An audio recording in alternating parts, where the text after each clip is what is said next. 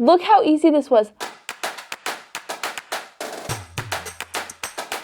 I'm freaking 14 and I made this. Good job, Annie. This is the man that killed our sourdough starter and turned it into black mold in the fridge and didn't even clean up the mess. It's in the sink.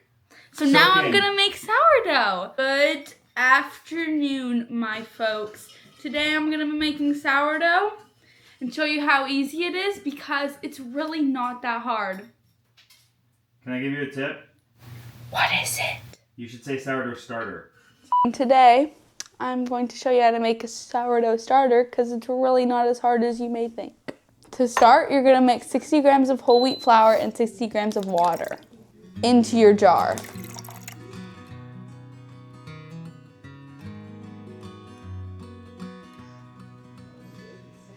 So, every sourdough starter needs a sourdough name. So, we got some names here. You can put name suggestions in the comments just in case this one dies and I have to do another one. Because you don't use the same name twice. It's rude, unless you had Junior. That's all right. So, first one, Bread Pit. Pretty good. I like that one. Obi-Wan Kenobi. The Yeasty Boys. Bread Sheeran. Okay, what about Bread Dead Redemption? Okay, what else? Easter Bunny. Don't like that. I don't think that one's that bad. Doja Cat. Actually, I like that one.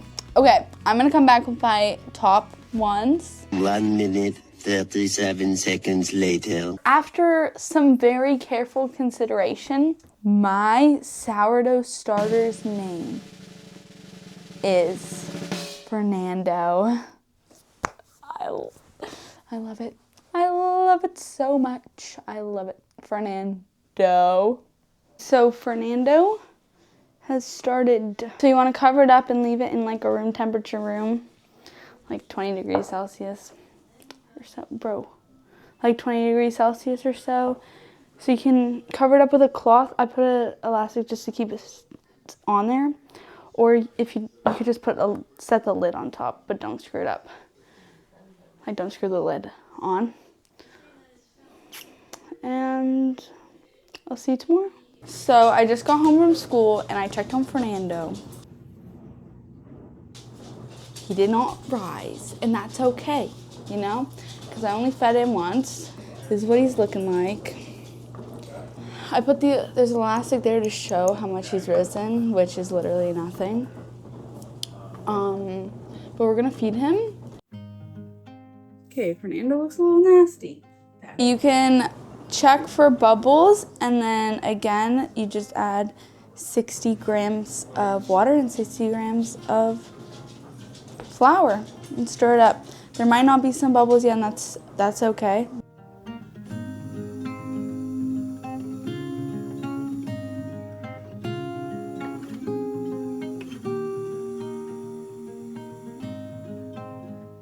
Rufus is looking for scraps. Rufus, do you find anything? Oh, hi, Rufus.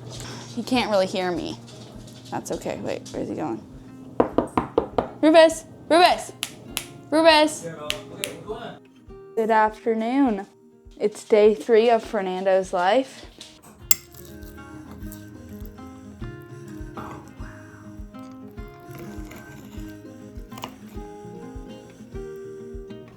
He has rised. The elastic is where he was last night.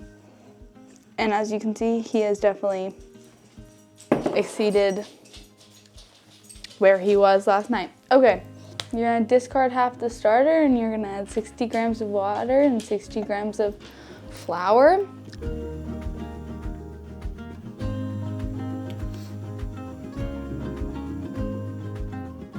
Also, let's check to see how Fernando smells. Oh, it smells like sushi rice. Fernando, lovely. Let's see if you can see the top. That's what Fernando looks like. Take a smell. Also, keep in mind that when you're feeding your starter, if it's pretty active and pretty healthy, it should double within like 6 to 12 hours of being fed. Hello everybody. It's been 6 days with Fernando, and I didn't really film much because there wasn't much to film. He rised that first time and then he just stopped rising from then. And I was like, what's happening to Fernando? But I was like, listen, if he keeps not rising for like the next 2 days, I'm gonna troubleshoot. So if your starter isn't rising, that's okay, because it probably just needs a warmer spot. So instead of keeping mine downstairs, I actually took it up to my room because it's one of the warmer rooms in our house. Left it, and then I woke up in the morning and voila, it had rised like pretty like amazingly. And also sometimes it just needs time. The elastic is where he was last night. So it hasn't been a full 24 hours since I fed him, but it's been, and you know what? Since it's the 6th day, I think that we have to test it. We have to test it and see if Fernando is ready for bread, which I don't know if he will be, but hopefully, because look at those bubbles. Look at Fernando's bubbles. He smells like yeast, which is what you want. You're just gonna drop a spoonful of your starter into water and see if it floats. And if it floats, then it's ready. It's floating! Nice. Wait, but now it's sinking. Wait. No, that's floating. Wait, some of it's sinking. It starts to sink. Like, it's starting to sink. No, you've got... It's starting to sink, see? That's okay. If it's floating initially like that, means it's floating. Okay. Good work. Do a big bread? Yeah, you could. So, we're making bread. You're gonna need 100 grams of your fresh, bubbly starter. So, the night after you fed it, obviously. 450 grams of flour. 300 grams of water.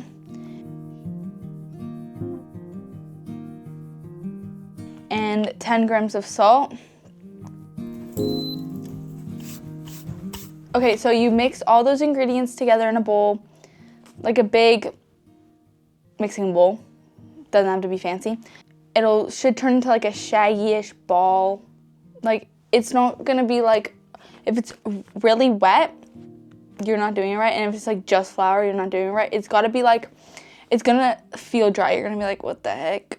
Why is mine dry? It's supposed to be dry. It's not gonna be like a perfect like dough formation, because when you let it sit, it'll get more doughy. And then you're gonna cover it with a cloth. Can be anything. It's just that it can still breathe. And leave for 30 minutes in like a warmish spot. After the 30-minute rest, you're gonna do a series of stretch and folds. You can do like 3 rotations, so like 1, 2, 3, you know. It doesn't look like this would be able to be bread. Is it gonna change? How many times? That's why I try to rise and stretch it out, right? Yeah, how many times do I gotta stretch him? I know I read something about stretch and fold, but I don't know. So then you turn it a little bit, right? That's what I've been doing. So you go around like... But how do you stretch? Oh, so it's just like, it's more like pull it towards you and then fold it. Pull it out. And Yeah. Did you wash your hands? Yeah. And then just twist the bowl. Okay. So you pull it out and then fold it on top. You go Mom, around like kind of you go around like 3 times for the first one. Every one after that, you should just go around once. Right? You want to get it into a bit of a ball shape. No, like you do it on each side of the ball, and then that's one rotation, then you do it again, you know. And then after that, you're gonna let it rest for another 30 minutes. So you're doing this for about 3 times. And if you think it needs a 4th, go ahead, it's not gonna hurt it. After your series of stretch and folds, you're gonna leave it for like 3 to 5 hours until it's showed that it's doubled-ish. After that, you can sprinkle flour on the counter and then just tuck it into itself, kind of forming a ball shape. And then you can literally just leave it on your counter, cover it with a cloth, can be the same cloth as before, and just leave it there for 30 minutes. You also are gonna need a bandit basket because that's just, actually I don't think you need it. Hey Siri, can you make sourdough bread without a bandit basket? It's a Benetton. I'm calling it a bandit basket. Benetton, whatever. Bandit basket. And if I get that wrong, I'm sorry. I'm so sorry. I'm trying my best here. If you don't have a banana basket, you can use a bowl or a colander and just line it with like a tea towel or a linen cloth and put flour around that because that's what you're going to do with your Benetton basket. 2, you can put rice flour, keeps it from sticking, and you're going to put the seam side up, so the side that's less rounded from it being on the counter, up. You're going to leave that overnight in the fridge to proof, and then in the morning when you wake up, good morning, you're going to make a Dutch oven. You can use a pot, or if you have a Dutch oven. I don't freaking know. What's a Dutch oven? Dutch oven. Oh, okay. We just use a pot. Or maybe it's a Dutch oven. I have actually zero clue. You need to preheat your oven to 500 degrees Fahrenheit with your Dutch oven inside. Put your dough on the parchment. You're going to score it. How do I do it? Do I do it just like this, or? So I won't do it, but it's just you're cutting it with the tip of it, right? Okay. So like kind of stab in and then just pull it. I want to go to the side though. Sure, but do a straight line. I mean, do however you want. That or like curved. You do whatever you want, really. But no, stab in. You're doing it with a corner, right? Like this. Yeah. And then yeah, you can hold it with your hand and then pull hard and quick. You might want to do that again and go a little deeper.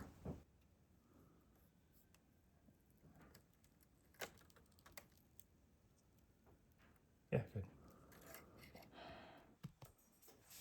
It's like a smile. Can I add 2 eyes? Sure, you can do whatever you want. But you gotta go deep, deep. Like that? Sure. You're going to score your dough. Otherwise, it's not going to really poof up when you cook it, okay? You score it. You can score however you want, just as long as you have like one nice line, okay? You take your Dutch oven out. You go 3, 2, 1. So you're gonna pull this out, put it on top.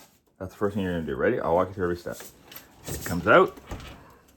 2 hands. You take your Dutch oven out of the oven and you put the dough with the parchment on inside the Dutch oven. Close the lid. Okay, now try to work quickly. Put it inside. Like that? Yep. And then put that on top. Bye, Fernando. Put it in, okay? It's in there for 20 minutes with the lid on, cooking, okay?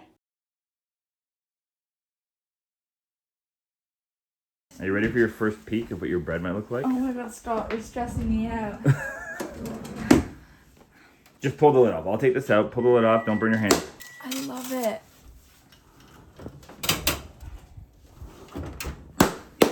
Good job, Annie. Okay, so another 15. Yeah. Yay. It didn't rise that much, but it doesn't look bad. It doesn't look like that like last one you made that literally didn't rise at all. I'll tell you this. Remember that? It was like this and it stayed there. Yeah, as your starter ages and gets stronger, it'll just get better. Better bread. Yeah, it takes time. A little longer than a few minutes later. Okay, open her up. Quick, quick. Oh, what do you mean quick? You What? don't have to put it back in. No, but you're burning it now. What do you mean get a rack? Like a cooling rack. If you don't want it to sit there, it's going to burn the bottom. Oh, the other thing we didn't do, we forgot to put a baking sheet on the bottom of the oven. So this might be burnt a little bit in the bottom. So here's the trick. You got to knock it. Turn it upside down. And the bottom. You got to knock the bottom. Is that good? That's very good. Sounds good. Can I crunch it or is it too early? No, don't crunch it. Okay. Well, you can kind of crunch it a little bit now. How hot was it?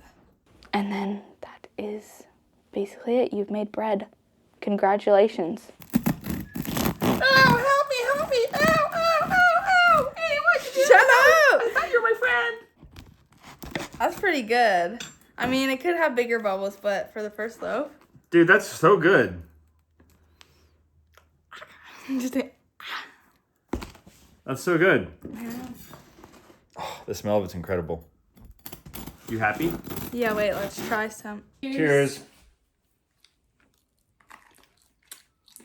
That's very good. It's got the tang. It's been so long since we had sourdough. And you made this like from your baby. You should- Okay, so you can put it in the fridge after it's pretty active because then you don't have to feed it as much and then it'll still stay alive. And then like I would say the night before are planning on making bread, or the day before, so probably the night before, try to do that. Feed it 60 grams of water and 60 grams of flour, and then leave it out so that it will rise, and then in the morning it's time to make bread. So test it again by just taking a spoonful of your starter, like barely anything, just a spoonful, you can just do a little small bowl of water, and if it floats, that's perfect. But also you need to keep in mind that it's gonna float, but it also might start sinking a little bit, which is fine. That doesn't really matter. Like it'll start sinking like after like maybe like 15 seconds of it being in the water or so. So like don't be like, oh my god, it was floating at the beginning, but now it stopped floating. Like that means it's not ready? No, it's still ready. It's more like if it just sinks right away. This is Pac-Man. He is my bread. It's not that hard. It's really not that hard. It's not that hard. It's more time consuming than it is hard. Okay? It's all in your head. Look how easy this was. I'm freaking 14 and I made this. So you can make it.